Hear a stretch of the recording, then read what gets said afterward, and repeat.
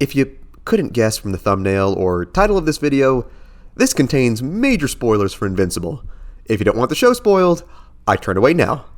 I'll give you like 2 seconds to leave. You still here?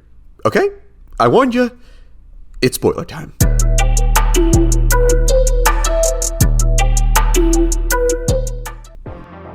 Yo, what is up guys, and welcome back to McAdee's Entertainment. I'm your host as always, Adam McGahee.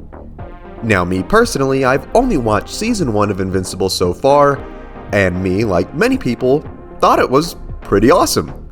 Me being an elderly man in my early 30s, I did not really find Mark's character all that interesting, but being a dad myself, I found Omni-Man much more compelling. Mainly it's because he's buff and has a cool mustache. Shameless plug, but I also have a fitness business along with my channel, and if you follow me on Instagram at McAdee's Fitness and shoot me a message with code SUPER, I'll send you a free superhero training plan just in time for summer. Here's to us getting in Viltrumite shape this summer and flexing on all the haters.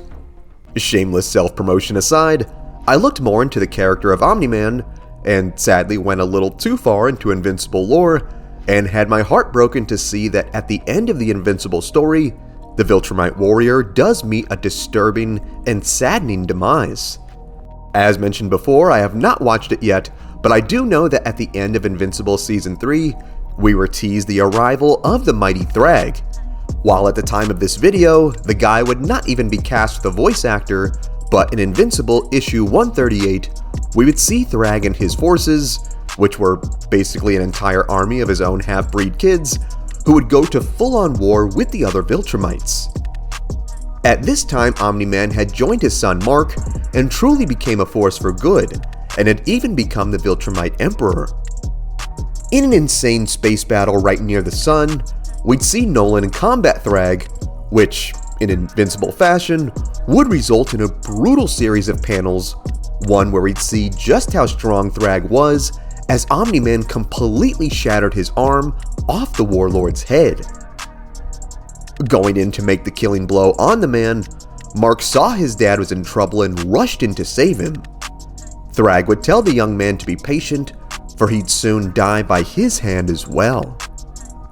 Tossing Grayson aside, he'd rush back to Omni-Man, who took advantage of this brief recovery window to show just how hard-headed he was by bashing his skull right into Thragg's face, completely decimating his nose, basically turning the guy into early 2000s Michael Jackson. Having enough of this insolence, Thragg then immediately lunged at Nolan and plunged his arm right through the hero's chest. While this would have killed literally anyone else, Thragg would be impressed at his opponent, for Omni-Man had moved right at the last second before the attack, protecting his heart from being destroyed.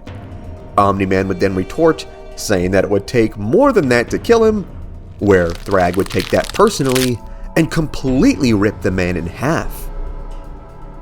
Horrified at what he just witnessed, Invincible would then viciously slaughter countless numbers of Thragg's children, where the warlord would show just how heartless and uncaring he was by using his own offspring's bodies as literal weapons to beat the hero down.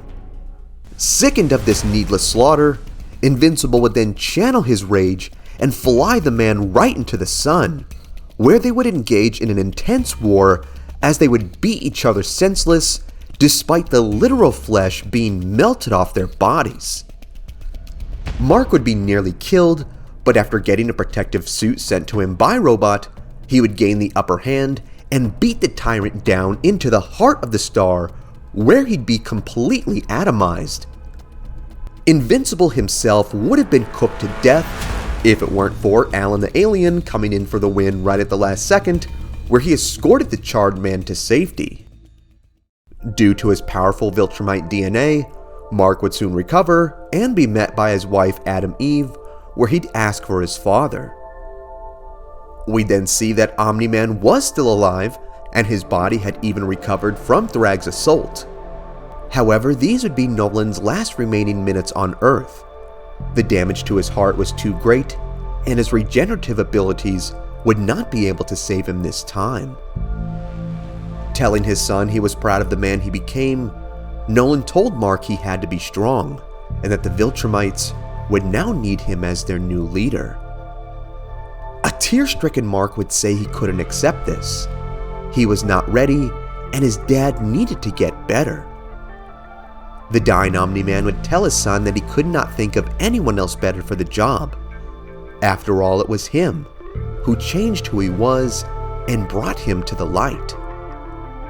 Saying that Mark was and always has been different from the other Viltrumites, he said that due to the goodness in his heart, he could show them the way of a better tomorrow. Besides himself, Mark would argue with his dad, saying there was no way he could let himself be defeated like this. But alas, it was too late. The grief-stricken Mark would mourn as his father, the once great Omni-Man, died in his arms.